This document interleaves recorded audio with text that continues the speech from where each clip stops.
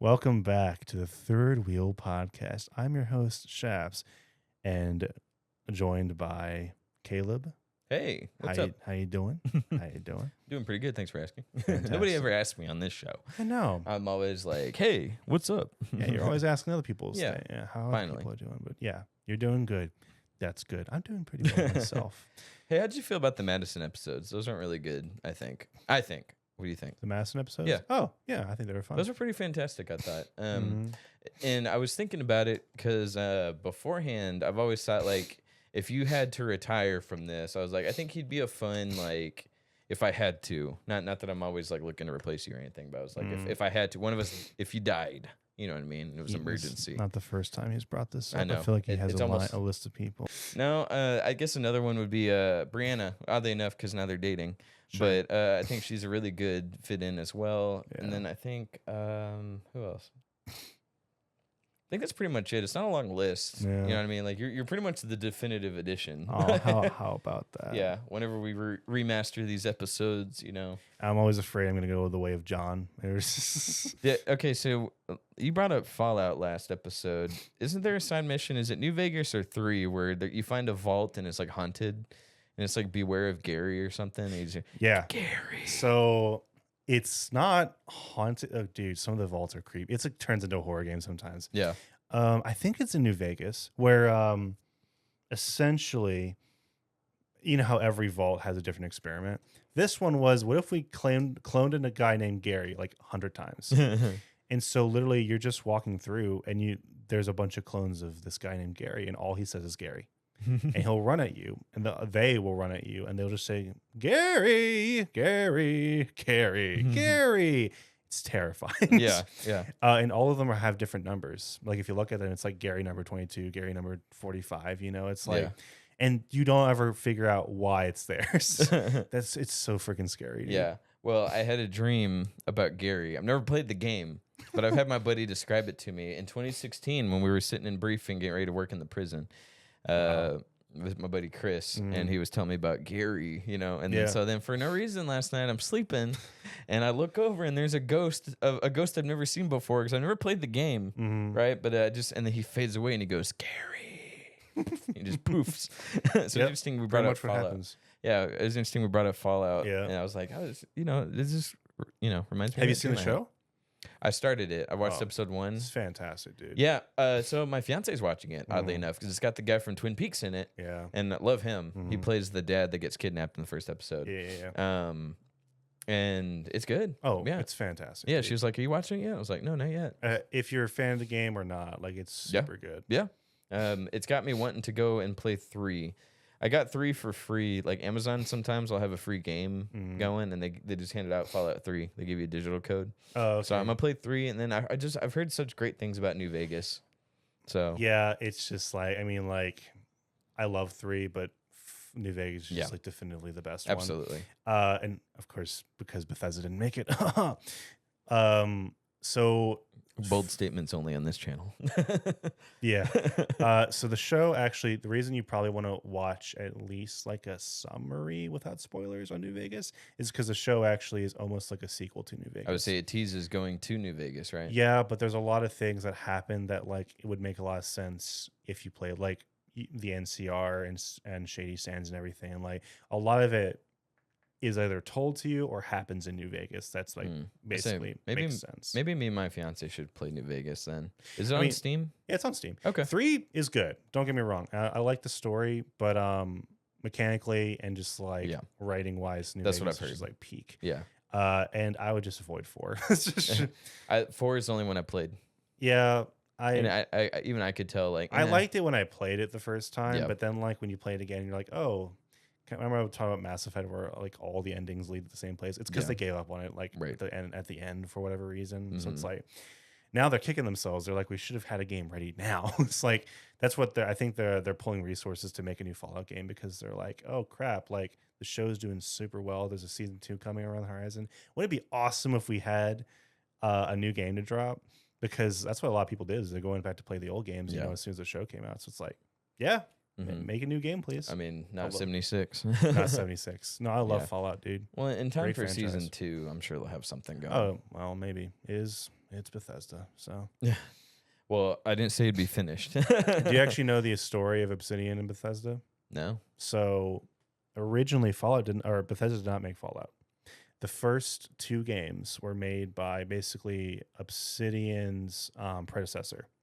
I forget what it was, Black Isles or something. I forget what it was called, but I think it was Black Isles. They made Fallout 1 and 2, and they were going to make a Fallout 3. And originally the Fallout 1 and 2 were like top-down, like point and click games. Like they had the combat and everything, but it was still like point and click. And as they were making 3, they had a whole bunch of stories set up. It was going to be a continuation of 1 and 2. It was leading up to something. Well, Bethesda bought them out, and they completely nixed the ideas they had in 3.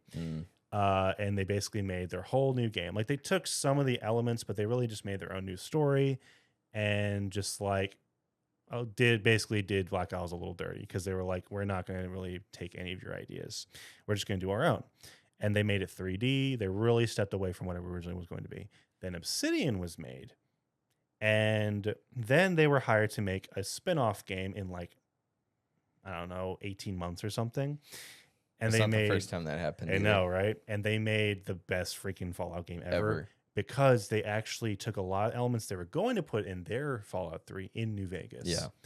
And so a lot of people say that Obsidian knows Bethesda more than Bethesda does, because like they took that and they just made something great out of it. Do you know what other game they did that with? Majora's Mask was like that, but not like the same extent. No. No, what was like that? Knights of the Old Republic 2. The only problem was... Oh, you're right. The only problem was they didn't have enough time to finish. 18 months wasn't going to work, because it was rushing out for either Attack of the Clones or Revenge of the Sith. It was Revenge of the Sith, because Attack of the Clone, basically the original game, they gave them a choice, BioWare. They were like, okay, you can either make a game that takes place in Attack of the Clones, like the Clone Wars, or your own universe, essentially, that takes place like 3,000 years earlier. Our own. Boom, boom. I was like, what, you madman? But guess what? It's my favorite era in Star Wars, because like no one ever wants to touch it, but it's awesome. It's so good they decided never to bring it up again. And then like Disney's like, rightly so. We're gonna do our own. We're gonna do the High Republic. It's like, let's see how far that goes for you. Not very high, turns out. Yeah, then Knights of the Republic 2. What a great tragedy. Yeah, because it's there.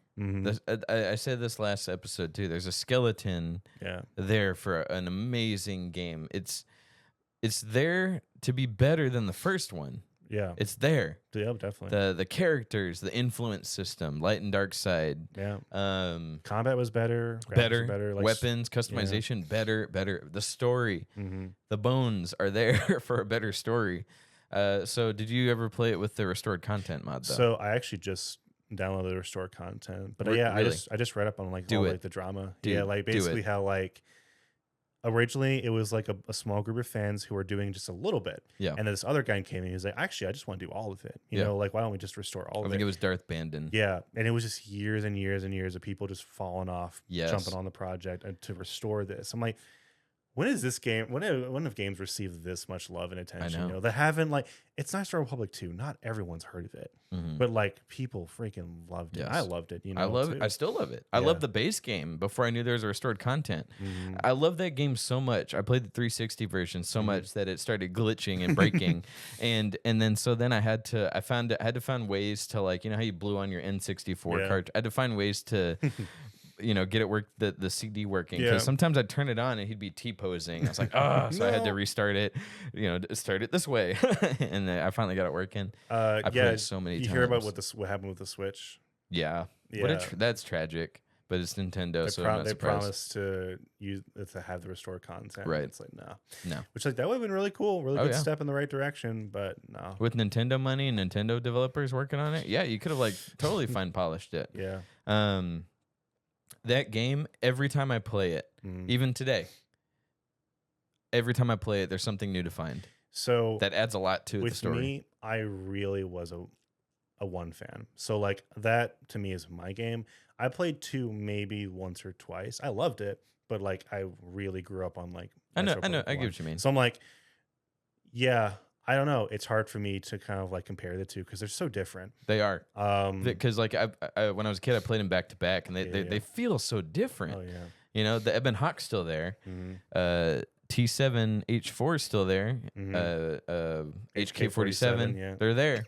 Same voice actors, yeah, but different games. If you haven't, go ahead and play those. My gosh, they're so good. I mean, like, one's a little janky now, but like, it's more polished than the second one. Well, with the mods though, that's true. They fixed it. With just, dude, the characters and the story is like, I just love them both so much. I'm like, I don't want Disney to touch this now. I mean, like, they won't. For the longest time, I've been like, why can't they just canonize this already? I know. Instead of just like bouncing it around, like, people, they know people like this stuff. We don't want Kathleen Kennedy touching it. But yeah, exactly. It's like, I almost don't want the KOTOR remake 1 to happen right now. I don't think it will. Well, they keep on saying it is. Like, people keep on picking it up. I'm like, I don't even think I want it to happen right now. I want to see like KOTOR 1 remastered, like with new graphics and everything, but that's it. Like, I don't want the story change. I think it's perfect the way it is. KOTOR 2 is perfect the way it is. I think Dark Kreia is like one of the best characters ever made. One of the just coolest villain ever. Like, wow. All three of them Sith Lords in that second game were awesome. Scion, like, and I love Darth Nihilus. He's Galactus. What a freaking yes! What an amazingly scary villain. Just someone who eats planets. Like, that's how he talks, and he eats when he planets. dies. I looked under his mask, and there was nothing there. It was just a void. It's like, yeah. I'm like, oh my god. It's so okay. Revan versus Exile. A lot of people talk about this. Who do you think is stronger? Well, considering that that Tor, the Old Republic, answered that question for us. Nah, see, that wasn't a thing. Let's say that wasn't the case. Okay. I wrote a fanfic, not to not answer your question. Yeah. I wrote a fanfic where they teamed up to fight the Emperor before Tor came out, and then I was like, never mind. Yeah. This is like rubbish. Of course, it was probably rubbish to begin with. Right. I'm surprised it didn't happen. Actually, I know. I mean, like, who had to overcome the most? Like, I feel like the Exile had to really overcome the odds. I guess the Exile then. But like Revan, for him to go fully light side, fully dark side, and just hop between them simultaneously, like, and then like he started the new empire, or like he started his own empire essentially. He was the only one who knew that the Emperor was a threat. Like, all that stuff is just like, I don't know. There's just such good characters. I love how in KOTOR 2, well, there's two things I like. One, I like how every ending in KOTOR 1 can be canon, because in KOTOR 2, it lets you kind of tell what happened. Like, that's really cool detail. But at the very end, when Kratos like, oh yeah, you think the bad guys of the first game, do you think they were the real bad guys? No, they were just like, they were posers. Oh yeah. Revan went after the real bad guys. Like, who is that? Yep. Yeah. I'd always wished they did a third one. I know the Old Republic's the third one, but I was really, that would have been such a great single player game. Yeah. Or Lord forbid in an alternate universe co-op, you know. Yeah, definitely. Or a pay to win, just like live service game. That's literally the Old Republic. Nah, dude, I actually love the Old Republic. I mean, I really love it. I don't love it, but really, I love it. It came into its own later. I really like. I mean, I think the writing's fantastic. I think it's BioWare at its best when it comes to the writing. Like, each class has its own specific tailored story. I'm like, you don't get that with any other MMO. And the fact that it all comes together. Yeah, I didn't love the Revan stuff, but I loved the Eternal Empire stuff. I think that really like showed just how much of a threat the Emperor really was. Yeah. And it kind of leads up to like this idea that Vitiate, Valkorion, whoever he may be, he keeps on reincarnating. Like, is he alive? Like in the regular Star Wars universe right now, is he influencing things? It's like, yeah, it's kind of cool how it's like, it does a really good job of just like setting up what KOTOR, or delivering on what KOTOR set up, you know. Obviously, yes, I would have loved for there to be a third game. I think it would have been incredible. I don't know why we never did, but for the Old Republic, that's what they're. It was years ago though. Like, I mean, that was a long time ago. Like, why KOTOR 3 never came out? Yes, but because KOTOR 1 and 2, they were pretty close together. They were close together, but by the time I finished 2, which was 6 years after the fact, it came out after it came out. But no, they had already announced the Old Republic at that point. Oh, really? Yeah, it was just being developed for like 8 years. Oh, wow. You know what I mean? So, oh well. But knowing what we know nowadays, it was probably BioWare's choice to make it a live service to begin with. We all blamed EA. Right. Oh, well. So I still love it, but yeah. oh, well. I mean, I still played it back in the day. Do you ever see that cut Clone Wars deleted scene with Revan? No. Oh, really? No. So there's you remember the Mortis arc, the Dagger of Mortis, in Clone Wars, where they go to that planet with the father, the son, and the daughter. Vaguely. Really? I didn't watch Clone Wars all the way through. Okay, that's gonna change. But essentially, they go to this planet where, to explain the Mortis arc, they go to this planet where it's like the Force embodiment. Like there's a father, there's a son, and there's a daughter, and they all represent the different sides of the Force. The father is the balance, the son is the dark side, and the daughter is the light side. They're embodiments of the Force, essentially, like these the god beings. And the son starts turning towards the dark side more, and to do that, he seeks counsel from Sith Lords, discarded Sith Lords. They don't. This is a cutscene by George Lucas himself, and like Filoni agrees with it.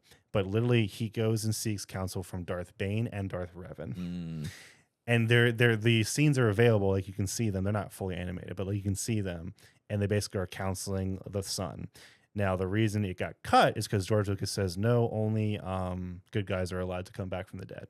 And that's why Dave Filoni was like, yeah, I'm glad I didn't do it. But he wanted to bring Revan back. Yeah. He was like, I want to bring that character into the canon because all you have to do is mention his name and it will happen. Yeah. But like no one has ever really done it. Yeah. And I just don't see why. Like they're bringing all these other legend characters back. Like they brought Thrawn back for goodness sakes. You know, like that's a fan favorite right there. Oh like, yeah. Why not just bring Revan back? Just mention he existed. Well, like, it's not so much that they don't want to touch Revan. It's the fact that they haven't found a way to do it properly. I guess because, like you said, George Lucas, like, yeah, I like that idea. It's just the fact that there's no evil Force ghost. Well, it's like you don't even have to bring him back. Just like reference him, canonize him. Like, well, I mean, I was about to say they squeezed him into Rise of Skywalker somewhere. Oh yeah, in a children's novel that one of the stormtroopers, in Rise of Skywalker, that's where it was. So in one of the children's novels that they came out alongside the movie, one of the stormtrooper squads were named Revan Squad because they were named after Sith Lords. It's like I'm pretty sure though one of the Knights of Ren had a Revan reference on him though. No, I only remember this. There was like a statue in what is that freaking planet called? The Sith Lord planet. There was like a statue, I think, that may have looked like Revan. That's probably what it was then. But it's like it's still not quite enough. I know. I agree with you. I'm just saying, like, of all the movies, we wanted it done well, but no, it had to be a Rise of Skywalker reference that did it. Exactly. Yeah. And then people are trying to fight for that not to be canon. Can you believe that? A lot of people thought Ahsoka was gonna decanonize it. Yeah, it still could. It's not going to. I know it's not going to, but it still could. Sure. Because of the whole time travel mechanic. So I'm like, yeah, they brought that in. Wait, did they do time travel? Yeah, they did. What? In Rebels, yeah. In Rebels, they did. When they're kind of building that up in Ahsoka, because in Ahsoka you actually see the Mortis arc I'm talking about. It's referencing that. Yeah. So they're talking about something big. They're not going to kill off the sequel trilogy. No. What they might do is a spin-off, like alternative world, maybe. Yeah. Maybe at the most, that's what they're gonna do. But yeah, they spend so much money building up the sequel trilogy. Yeah. And it would make them look weak. They're not doing anything with it anymore. No. Like they're never doing anything. Nobody with liked it. Again. Yeah. Nobody liked it. But it's like there's not one fan of the sequel trilogy. This is not Marvel Comics. Like they can't just do that. Like too much was. And here's the thing: I also can't justify that because again, it was Carrie Fisher's dying role. Yeah. Like it's just you're never gonna get that again. No. Like it would suck for that to be like just thrown away and tossed away completely. Like, exactly. Hate it all you want, but like it's in their honor. She was a role she was born to play. Yeah, I don't know. It's sad that we'll never get that scene. Mark Hamill tweeted about that. Someone photoshopped a picture of all three of them standing on a ship, and he's like, "Well, it's so sad we'll never get this scene." And then Disney made him take it down because it made it sound like he was bashing the sequel trilogy, which he's openly not a fan of, by the way. Sure, but Disney keeps telling him to shut up. Most of the actors aren't. Finn hated it. John Boyega. Yeah. He hated it. Daisy Ridley, I don't think liked it that much. Well, she likes it enough to announce a Rey spinoff. Good luck with that. Yeah, that's not coming out. Critical Drinker points out that they keep announcing movies that never come out. Yeah. Movies, TV series that just don't come out. The only thing that's come out is Mando, Mando season 2, Mando season 3, and Ahsoka, and like that's kind of it. Acolyte comes out in what, next week or something? Yeah, I don't know. I don't think everyone's gonna watch that. The creator, okay, it's just, what do you think about the creator, or just in creators in general, who are like, I've never really watched the original source material. I don't really like the source material, but I'm gonna do my own interpretation of it. Like, to me, I get the idea of wanting to do something different, but that's just like setting yourself up to fail. Like, if you're going to adapt a source material that's been made by someone else and that's beloved by fans, like, I think you have to have some understanding. The guy who made Andor, he doesn't like Star Wars, but he still respected the source material enough to make something really cool out of it. No lightsabers. Yeah, no lightsabers. But I'm like, still, he understood like the characters, and he understood like characters was like the most important part of the story. And I'm like, yeah, you got it. You made Andor interesting. Yeah. Because I sure as heck wasn't interested initially. Right. Going into it. So I'm like, I really don't have a whole lot of faith in Acolyte. Even though it's like such a cool, it'd be a cool idea in the hands of someone else. I don't know what Acolyte's It's about. basically supposed to be the perspective of a Sith acolyte, like an apprentice to a Sith, but it's in the High Republic era, which is interesting because like we haven't seen a actual visual adaptation or live action adaptation of the High Republic. But again, it's made by someone who hasn't watched any of the Star Wars movies and is proud to say that. I'm like, yeah, no, you're setting yourself up to fail.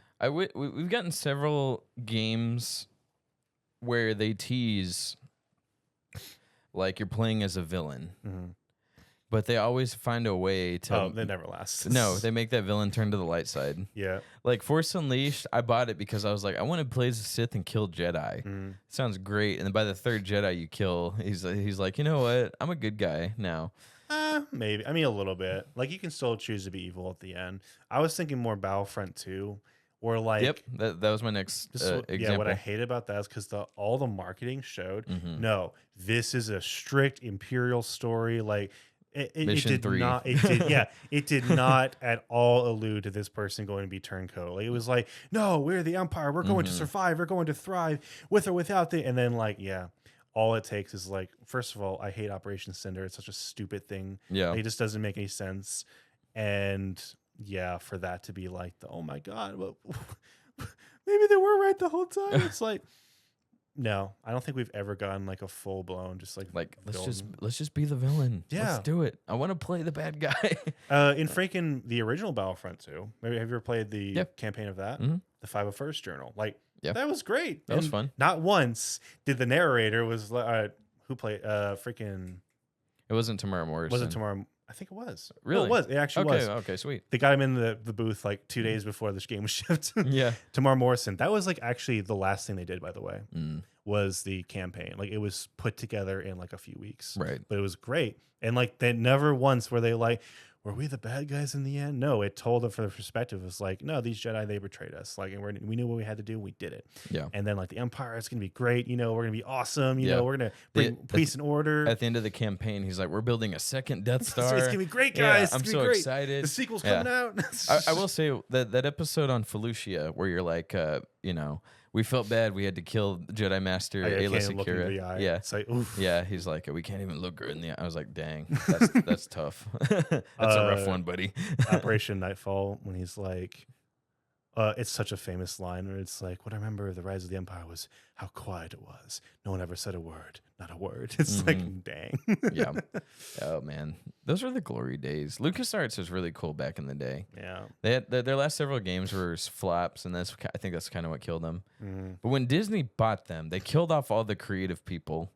They closed off the game studios. 1313 we're never gonna get. The Darth Maul game we're never gonna get. They all looked great. Disney was like, we're gonna kill all these because we're gonna do better, and they just never did better. That's the thing. Did you ever play the Rogue Squadron games? I've started one of them, but I tried to play it in VR, and it wasn't connecting. In VR? Was that was Rogue Squadron, right? It's the ship game. I mean, yeah, that may have been like the arcade variety. I'm talking about the one on the N64 and the GameCube. No. Okay, gotcha. Well, they were going to make there was 3 games: Rogue Squadron, Rogue Leader, and then Rebel Strike, which were 2 of the last ones were on GameCube. They were going to make a 3rd one called Dark Squadron, which was going to be the Empire, but they got cut because they wanted to make something else. I think Republic Commando came out instead, which is also a good game. It was a good game. Yeah. Oh well. Man, I'm sad now. It made me so depressed. Yeah, just depressed us. KOTOR 3 ain't coming out. Yeah. Oh well. There's hope. somewhere, just not in this. Okay, Princess Not in Leia. this. Not in this universe. We have hope. Yeah. Not in this universe. So speaking of universes, did you have a question for me? Yeah. So I was reading another I was watching a sort of like let's read on like this new Batman comic that just came out. It's, you know who Batman Zor-El is? Zor-El. No. Zor-El. Yeah. I think I'm pretty sure that's what it is. It's like his alter ego, essentially, like his dark side. Yeah, no, right. Well, that's cool. Where like he basically he's even darker than the real Batman. It's the he Batman. puts on a blacker suit. It's actually purple. Oh. It's like purple and pink or something. It kind of looks silly, but like it's the whole idea is that once he like puts on the costume and he says Batman Zor-El, he becomes Batman Zor-El. And he will actually like kill people. Oh my God, Batman killing someone? It's never been done before. But yeah, that's his whole shtick. In the latest comic, he creates a rogue AI, or he creates an AI that goes rogue. Never seen that before. And it's called Failsafe. And basically it knows how to take down Batman. Kind of cool, right? Well, he's like, the only way I'm going to take down is if I pull out Zor-El. So he goes in Zor-El mode. But then Zor-El doesn't want to give up the power. And so in his subconscious, Zor-El, I don't know how he does this. He goes to every multiverse and pulls the Zor-El from every single Batman multiverse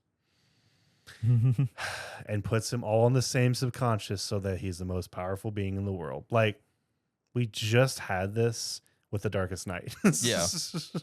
Yeah, because Darkest Knight is that... no, I'm thinking of the Bat Who Laughs or something. Is Batman. That is The Darkest Knight.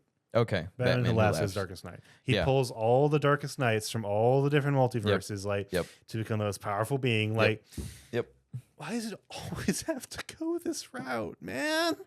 Like, it was Secret Wars is gonna suck. That Avengers film, Secret Wars. What is that story even? What is Secret Wars? Well, I'd love to tell you, but apparently I didn't know this. There's 2 Secret Wars runs. Oh. I bought the wrong one. Yep, I bought the wrong one. I bought the one that they did first, and that's not the right one. No. So there's Secret Wars where they're actually going to take the movie off of, where all the different universes collide, and like, oh shoot, the multiverse is coming together, and that's how Miles Morales joined the main canon. I see. The one I got was from the old version, the one that got bad reviews. So in the original run, which is the one I bought. The Beyonder, which is basically, you know, the Beyonder is. So he's supposed to be like the Watcher, except he's more powerful, and he actually does intervene, which the Watcher does too. Though the Watcher acts like he doesn't intervene, but he always does. Yeah. The Watcher is the guy from What If? What right? If? Yeah. He's such a hypocrite because in the comics too, he's like, I only watch unless someone threatens me. Unless the good guys are about to lose. Yeah. Well, really, it's more so whenever he's threatened, he's like, okay, I need to step in now. I'm violating my oath as the Watcher. Like, shut up. So Beyonder is like the Watcher, except he doesn't have a hypocritical oath to never intervene. So he did you watch the Spider-Man animated series? Which one? With Madam Web, and they did their own version of Secret Wars, where in the first part of Secret Wars, they grab all the different Spider-Men, they put them together, and they put them in a scenario to see who will do the best. I watched Spectacular. That's the only one I watched. Okay. Madam Web's in that, and that's where they got the idea for the movie. Well, I guess I got it from the comics, but in the Secret Wars that I read, the Beyonder, he pulls his 10 favorite villains and his 10 favorite heroes, and he puts them in a stadium, and they fight each other. And so I stopped because it was pretty bad. Basically, the Beyonder, he's like basically us, where he's a fanboy. And he's like, I want to take my 10 favorite villains and 10 favorite heroes.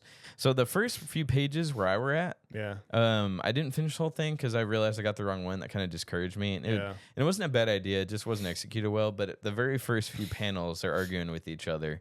So, like, Galactus is standing next to King the Conqueror, who's standing next to Dr. Doom. And if you know them, they're all 3 the alpha males. And they're like, I don't want to work with you.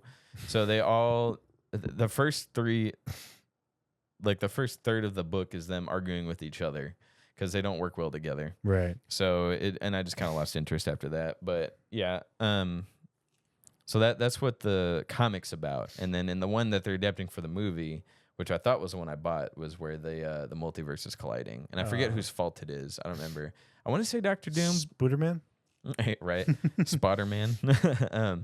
But no, I know for sure that Doctor Doom's in charge of the End. Do you remember that series when they were bringing the Marvel comic series to an end, and it was called The End? No. Doctor Doom did something where he was trying to bring it all to an end, but then of course that wasn't the actual end. Right. But anyway, I forget who was responsible for Secret Wars. I know Kang's a big part of that too. Does Marvel have like a Flashpoint arc? Basically, that's what they always do to reboot the series, or is it just what the that's end what was? Secret Wars was? Oh, gotcha. Yeah. I don't know. I didn't read the end. I need to. What's also kind of cool is each hero had their own version of the end. Oh, really? So there's Hulk the end. There's Venom the end, where they show like what happens to the characters after, like way after everything else. So it's pretty cool. Gotcha. Anyway, where are you going with Batman? Oh yeah. So speaking of comics and stuff, I also Zoriel kind of disappointing. However, there was this other comic I just kind of like went on a rabbit trail. Apparently came out in '89, so it was alongside the Batman '89 film. It's called Arkham Asylum. It's not to be confused with the game. It's a story about Batman tracking down the Joker, but it's also about Amadeus Arkham. Yeah, who's actually in or mentioned in the game. Arkham games, but like this is all the way back in the '89. So basically, if you haven't, you should really look at it because the art is very like twisted. It's supposed to be reminiscent of Through the Looking Glass. I forgot the name of the guy who did it, but very famous artist, does a lot of Batman stuff, or at least he did.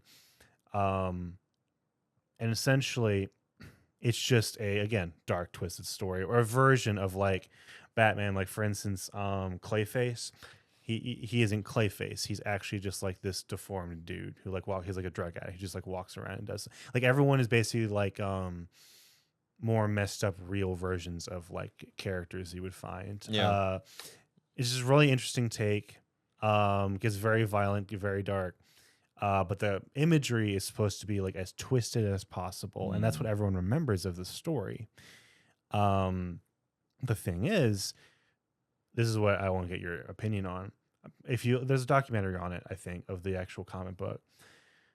The writer of the comic basically had a specific way of telling the story, and the artist actually overrode a bunch of things that the writer had. Really? Yes, because he basically wanted to put more, I don't know if himself or just more something that would be more memorable.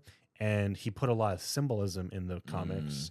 Like there's a part where Batman's fighting Killer Croc, but Killer Croc is known as the Dragon. It's supposed to be Michael fighting the dragon in Revelation, the book of Revelation. Oh. Like it's that kind of symbolism. Okay. And it's all over the book. And the original writer was like, no, I don't really want that. I had a coherent story to tell. And the actual like illustrator, Yeah. the illustrator actually kind of got in the way of that. He said, no, I want to tell my own story now. Like this needs to change essentially. Oh no. So people are like, the biggest criticism of the comic book is that it was a little hard to understand. There was too much symbolism, but the illustrations were amazing. So it's one of those things. It's like style over substance. Yeah. Now the story is good. It's very hard to understand. You have to have someone explain it to you. Because like the story's saying one thing, but the art looks totally different from what's being said. More Okay. like he changed the story with the illustrations. Oh, okay. So like what character might be saying one thing, but he changed what the character was saying and like changed a lot of things. Yeah, absolutely. So it's like, man, like the thing is though, that illustration, it's like some of the most incredible, like memorable art you've ever seen. But it's like, was that worth killing someone else's story over? So it's like, what is the answer to that? Because like, yeah, I mean, like obvious answer is like, we should have, like the writer should be able to write whatever story he wants to write, but the story would not be remembered if it weren't for the illustrations. So it's like, what was the right answer there? And they're actually making a sequel to this comic book, and it's not going to have the original illustrator. Oh. So it's like, yeah, I don't know what the answer is there. I would say, I guess I don't either. I want to say like you want to hire an illustrator that's going to work with you. So they argued a lot. Yeah. They were at each other's throats. Oh, I'd have fired that guy. Well, I don't know who's in charge. Maybe the illustrator was like, look up some of the art of it. yeah, let me see. And then it's called Batman Arkham Asylum. But I'm not going to put any pictures because it's very gruesome. But oh, okay. Comic. Is it Grant Morrison and Dave McKean? Yeah. Really? Yep. Oh my. Serious Earth. That's what it's called. Serious Earth.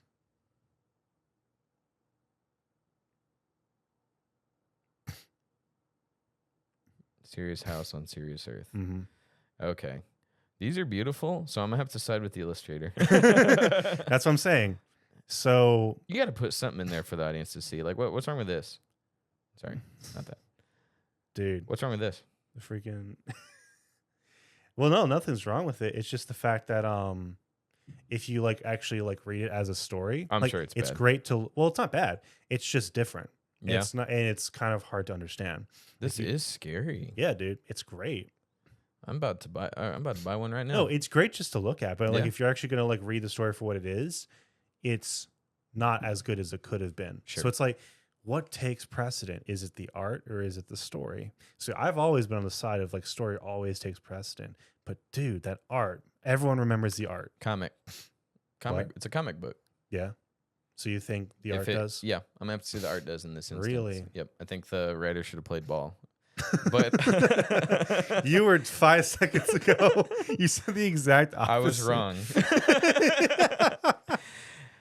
I buy comics for the artwork. Sure. So and that's why they're famous. Don't get me wrong, superheroes are a big part of it, but why are superheroes big? Because people like the costume. They like to see them flying. They like to see them swinging between the cities. I like seeing Batman punch a dude. Yeah. I'm going to have to go with art on this one. On this one. Books, fine. Argue with the guy on the cover. Yeah. You know what I mean? But books, like the writer. You don't want a publisher. Sometimes publishers leave notes and it helps the story, but sometimes not. Yeah. Comic books, bit different. Different. So Grant Morrison, he had an idea for a story, I bet. But I'm going to have to say the illustrator wins out here. Alex Ross, there's a reason he only does covers now. Yeah. It's because he's my favorite comic artist, which I posted a short on, which actually did pretty good. And it was literally just me, look what I got. Yeah, 500 views. Like, oh, cool. Yeah. I think you should. I think it's more black and white to now. do it justice. I think you should read the story to see what everyone's talking about, because it really is like one of those kind of. It's very hard to read. I'm actually going to say, I feel like I was at Barnes and Noble and it was there, and I must have gone through it. I've seen like that Joker before. I had to, but like to read like every panel, I was like, dang, dude, like it's freaking sick, but awesome. Like it's beautiful. Oh yeah. And that came out in '89. It seems like something that would come out more recently, but that was like way long ago. That's when people started taking Batman seriously again. So that's why also was popular about it, as it came out right around the same time. What made Batman popular again? That one? The movie. The movie. Oh, Yeah. 89. 89, yeah. I think what started it before the movie was Dark Knight Returns. That was like the big one. The comic book? Mhm. Really? Oh yeah. I mean, like people weren't really, but comics weren't really like mainstream. I agree. It's not the major. It's not as major as movies, because everyone's gonna buy a movie ticket to see a movie. Well, the whole idea was that normal people, not comic readers, were buying this comic. Yeah. So like, that's a like time where mainstream. it became mainstream. Essentially, Gotcha. This was their introduction. Yeah. To the Batman That's comics, fair. which is opposite to whatever they were doing before. I think Returns was one of the big ones that kind of propelled Batman the character going in that direction. That got movies to start noticing. I didn't think it was that old. I didn't think Batman Returns was that old. It's pretty old. I want to say it's the 80s. When did this one come out? That was '89. I think it's a little bit older than that. Returns comic release date. Yeah, if you're not squeamish, look at some of this art. Good Lord. Yeah, 1986. Okay. Yeah. Wow. Not much longer, mind you, but Returns is what really like, okay, this is who Batman is. Right. Because before that, Adam West made him stupid, but the comics were also pretty goofy too. This was like, no, this is Batman, So, yeah. Not to be confused with Dark Knight Returns, or is that the story? That's it, Dark Knight Returns. So when he's old and he comes back and he's like, okay, gotcha. Yeah. Wow. Yeah. That's cool. 86. Now that looks like another thing too, where it's like, oh yeah, like you said, mainstream. Like Dark Knight Returns was never mainstream. Like it was mainstream for comic readers, but comic book is like a niche thing right now. Nowadays with collectors, people collecting them, oh, these are actually worth money now. Like that's something that's a lot more recent as opposed to back in the day when you were just buying them because you hid them in your closet. So the artist actually had a specific depiction of Joker. He wanted to dress him up in like a black leotard or something and like make him homosexual. However, interestingly enough, he got told no by DC. Probably the publisher. The publisher probably. Yeah. Because they didn't want everyone to think that the movie version was the same. Okay. So basically he got told to change and tone down a little bit, which I think was fine because like it would have just added way more complexity, but for what he was trying to go with it. Yeah. But like, so he was really just off the walls, like bonkers, just like unhinged. Like, I'm just going to make this my thing, essentially. So it is a fascinating story, to say the least. Yeah, it really just, I've been thinking about it ever since. Like, if you expand it, does it really, I guess you're right. It depends on the medium of like, when does it take precedent? Because I'm always like for the story first, you know, like that's what you're really going to remember, right? That's what helps you grow as a person. Not in the case of comic books. Comic books is different. Yeah, very different. And they're designed that way. They're eye catching. Like when you're walking through a comic book store, the front page is always going to be the most eye catching part. You know, it's like they want you to buy it. So, did you watch Alien Resurrection? Mm-hmm. Do you know what it was about though? Essentially, at least you've seen Nostalgia Critic's review of it, probably. Sure. No, so in that instance, oddly enough, the guy that made Avengers, what's his name? The movie director. Yeah. Oh, I can never remember him. I can't remember his freaking name. I'm sorry, guys. Let me look. I always say J.J. Abrams, so I know that's wrong. God, no. Joss Whedon. Okay. Okay. He wrote Alien Resurrection, which is really bad because he wrote it as a comedy, I believe. Yeah, it was supposed to be a fun comedy tone. Oh, the human and the alien come together to make a weird alien human hybrid. Geez. And he wrote it as like, this is supposed to be, he wrote it like an Avengers movie where everyone's quipping each other and everyone's like, and then the director was like, okay, this is the most serious script I've ever read in my life. So he directed it like a serious movie. So you got the guy in the wheelchair wheeling and he's like, who were you expecting? Santa Claus? And then it's like, but it was... That line was written for a so it was comedy. literally just lost in translation. Like they just never talked to each other. That's hilarious. Yep. So he said it's super serious, but the tone of the script was like a comedy horror or whatever. Fun movie. I can't blame the writer for that one. No. Right. So that's really funny. So when you were describing that's what I was thinking. Like, okay, so the writer wrote it, but the illustrator was like, "No, this is serious." But no, they both completely were like, different. Yeah, he just went behind his back. Was like, "No, I'm just gonna change this stuff." I was like, "Oof." I'm with the illustrator. Pretty bold. Yeah, because you remember it now. Yeah, exactly. It wouldn't have been remembered that way. Have you seen Batman Long Halloween? Oh yeah. Yeah. Like I've seen it. I think I've read it as well. Mm-hmm. Yeah, the artwork. I don't love the artwork. There was let me see if I can find it. Great story though. It is. But the artwork was I had to adjust to it. Really? So yeah, let me see. Long Halloween. And it's a classic. Like the story's really good. Like, but let me show you this picture of Joker. If you remember, it was this one. It was so off-putting. I was you like that? ugh. Oh no, I do now. But okay, but I just meant that's when I was like, okay, that's why he did that style. Yeah. And that's when I started to appreciate the artwork. Did you do you like the Killing Joke artwork? Oh yeah. Yeah. That's why I had a problem with the movie so much. Mm-hmm. Because there was no way to adapt it. Right. And it's the same writer as Watchmen, right? Mm-hmm. I believe. I think it's yeah. It's not Charlie Adlard. What's the guy that hates it when people adapt his work? There are a lot of people. but there's two guys that worked on Watchmen. Sorry guys, I'm dropping names. I don't know their names.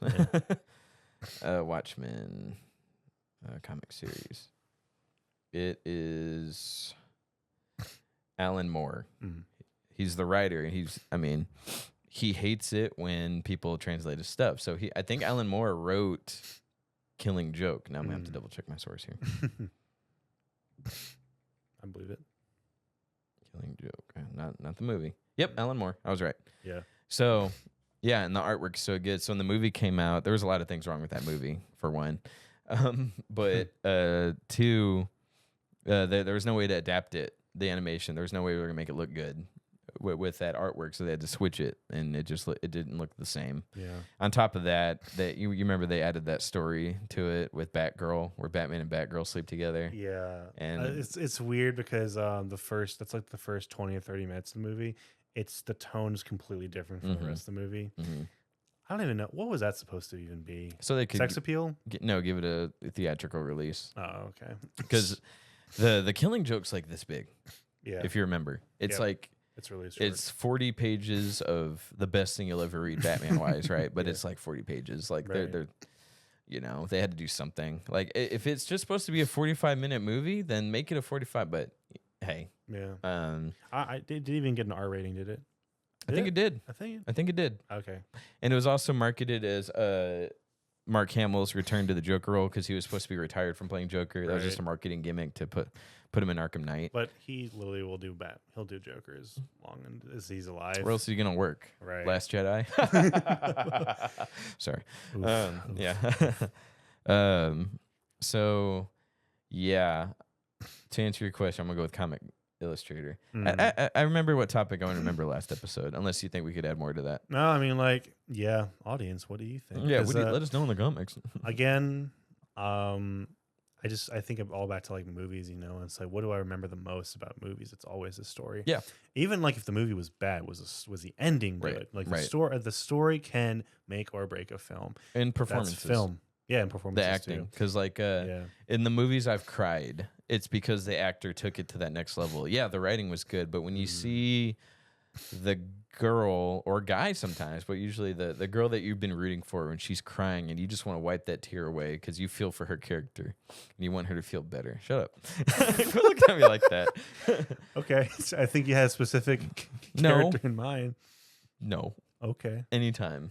Anytime there's a woman crying. Come here. I want to wipe that tear away. Or you want to give the main character a hug because their performance really took it to the next level. Yeah, I guess so. Dude, and you feel the suffering. When you get the goosebumps, you ever get those? Like, yeah, it's usually the writing and the performance. You put those together and you can get over them using B-grade equipment. There's a interesting, I know we talked about Clone Wars earlier. There's an interesting episode in Clone Wars, and it's the Umbara arc. For those of you know.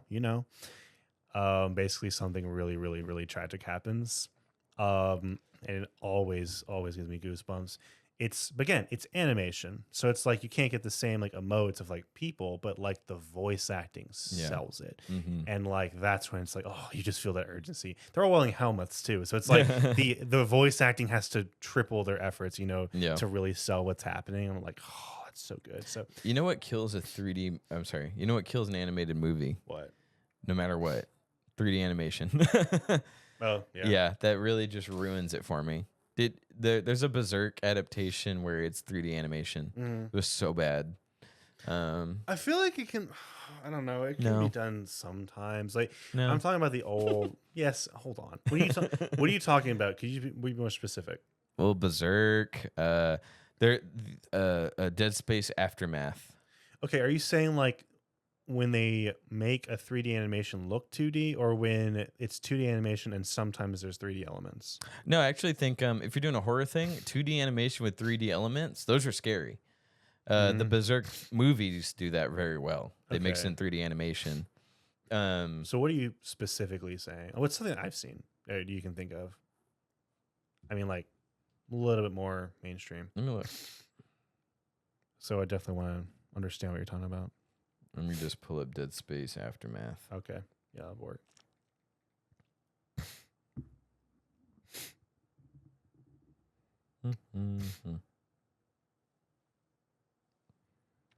Okay. What? Let me see that.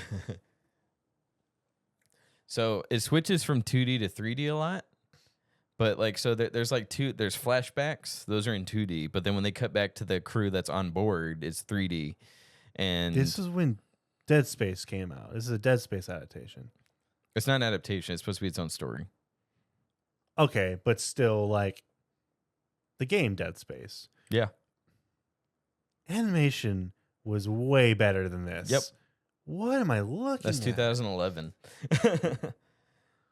Oh, that is disgusting. Look at this. Oh, my God. That is like early CGI. Holy crap. When did Clone Wars come out? Probably around the same time. Yeah, but it looks much better than that. Yeah, way better. Oh my gosh, dude. Yep. Oh, let me show you the Berserk do you know what I'm talking about? Berserk, the 3D one? No, I mean, no, I actually have seen it. People hate it. I haven't seen it, but Look at this. Yep. That looks like Japanese 3D Japanese animation's kind of weird. Yeah. No, you're talking about like anime, 3D anime. Mm-hmm. Now, like, I've never found Aftermath 3D was bad. That's human. I say human. That is American. 2008 was Clone Wars. Good Lord. Okay. No, anime, for whatever reason, I hate it whenever they go 3D. Now, the exception is, well, even then, Johto doesn't actually go 3D. It just looks 3D sometimes. But like the intro goes 3D. But like, no, I don't think it's ever been like anime 3D that looks good. No, not at all. I mean, correct me if I'm wrong. I can't think of anything. Like, right. That's crazy. Yeah. Okay. So last topic. 9 minutes left in the show. We have to. No. All right, cool. So, Assassin's Creed, controversial topic. Black Samurai, not Asian Samurai. Yeah, I think historical accuracy. That's the card people are pulling. Yeah. Why is he not Japanese? Historical accuracy. Mm-hmm. Here's. I watched a few videos on this. At first glance, I wanted to be like, yeah, it's kind of messed up. He's not Japanese. We got to make him a black guy. Well, here's one thing: the guy that's the samurai, he's a real person in history. Yeah, and he actually was in Japan, and it's debated whether or not he was a samurai. But some people actually think he was. So they're actually pulling a real guy that was there at that time period. Yeah, I know that. Yeah, it's just. The thing about it is, it's most likely he wasn't. He was a retainer, and the reason he was kept was because of his color of his skin. Right. Whether or not, what happened to him and he had a good life or not, I don't know. But yeah, but people, whatever reason, are like taking that and running with it. Oh, yeah. Like he was a samurai. He was the one who fought this person. He stood his ground. Like he was honorable, defended his master. Like it's like, like. It's very vague. We really don't know a whole lot about this guy, which is fair. I mean, Assassin's Creed has always jumped the shark when it comes to history. Like, I was going to say, I don't have a problem with that. It's just what I do kind of have a problem with is that it's kind of funny me arguing this. They've given representation to everyone else of whatever race they've covered. Yeah. Like Italians, they got an Italian guy. Egypt, they got an Egyptian guy. Absolutely. African guy. Yeah. They got Vikings. Like every time they have someone to represent that. Like you get to Asians, and no, black guy. Now, there is a girl you're playing as who also, but I'm like, yeah, something's not right. That's what I have a problem. And with. I can agree with you. Which I actually don't have a problem with it being Black Samurai. Like it's kind of cool. It's a really cool, interesting idea of history if it's real, and the fact that he was there to begin with is really cool. Like I really love. They found a way to make it work. I think it's an interesting idea, but I'm just like, yeah, you're literally just. I don't know. I feel like it can be disrespectful. Sure. And then like you don't know if that culturally wise, it's like where you're glorifying this one guy who may or may not have been one thing. It's like, I don't know, like if you're not careful, you could be kind of disrespectful to the culture. Like, I don't know. That's the only problem I have with it. It's not that he's black. I think he's really cool design. Like he looks really cool, sounds really cool, but it's like, if that's the hill you're dying on, and also just like, well, here's another thing too is like Assassin's Creed has gone downhill. It's been downhill for quite a while. People are expecting. I play all of them, but yeah. People are expecting Ghost of Tsushima level quality for Assassin's Creed, and it's not going to go like it's not going to be that good. That's why I'm like, that's why I'm like, okay, they're releasing a comic or like a graphic novel of World War II Assassin's Creed. Yeah. There's two things that people have always wanted since Assassin's Creed 3. That's a Japanese Assassin's Creed, like feudal Japan and World War II. Yep. The feudal Japan thing, the whole samurai game has been so oversaturated. I agree. There's like a million of them right now. Ghost of Tsushima, Assassin's and then like Creed is last to the punch. Ronin, like Neo, like all these games. I'm just like, it would have been great 10 years ago. Yeah, it would have been amazing 10 years ago. Even further than that, because Black Flag is older than that now. Good Lord.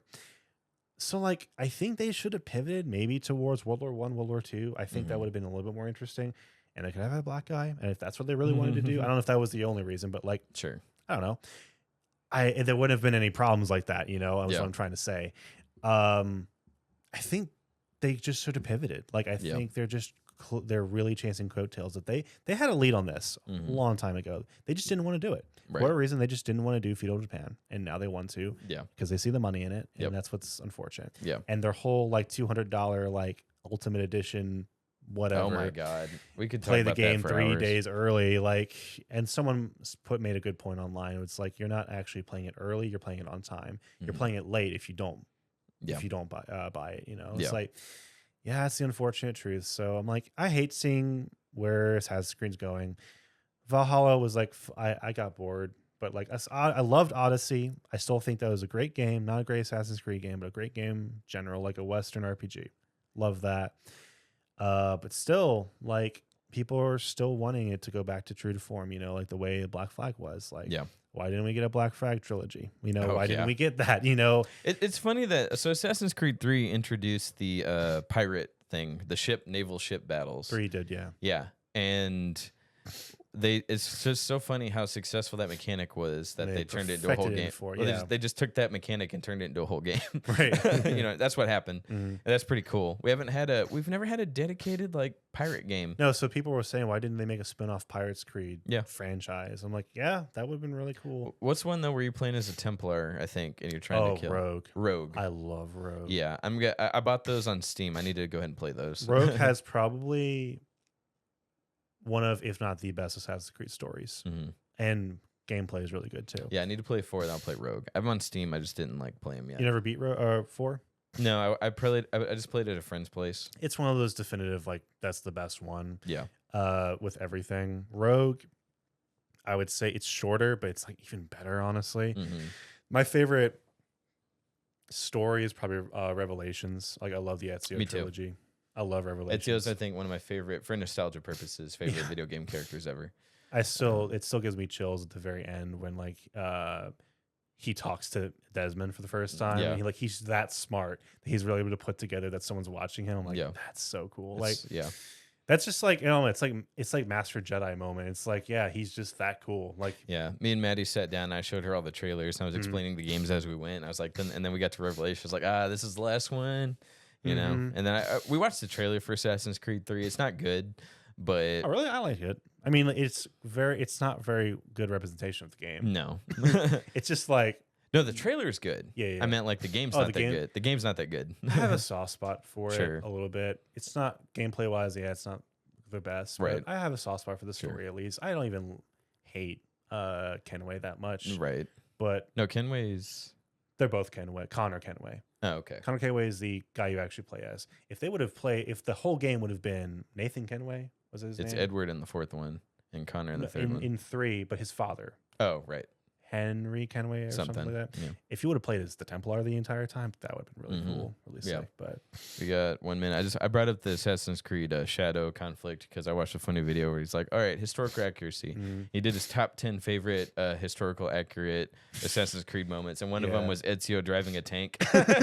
So yeah, that's not a good hill to die on. No. Historical accuracy. Yeah, we lost that since game 1. I'm sorry, when they turned into a sci-fi. Like, it is what it is, but like, again, I'm coming at it from this perspective of like, you've done all these other cultures and races good, like give them their time to shine a little bit, you know, for sure.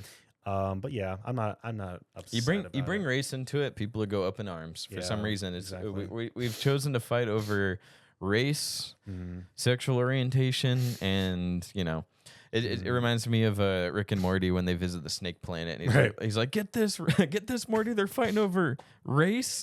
Now, what I met a racist snake. What I'm also afraid of is that Ubisoft, which is most likely being exploitative, like they want the rage. They want people to get angry about it. They want people to talk about their game because no one else is going to talk about their game unless there's controversy, right? And you're still going to buy it. Yeah, exactly. So I'm not going to buy this one probably. Like Just play Ghost of Tsushima. Tsushima, yeah. Play Ghost of Tsushima. I already did. It's so good. I'm playing it again. It's on Steam now. Yeah. Yes. So, all right. I think that's it for today, guys. We're at an hour. I hope you guys enjoyed this week. Camera shut off is just for short. So we got that animation now.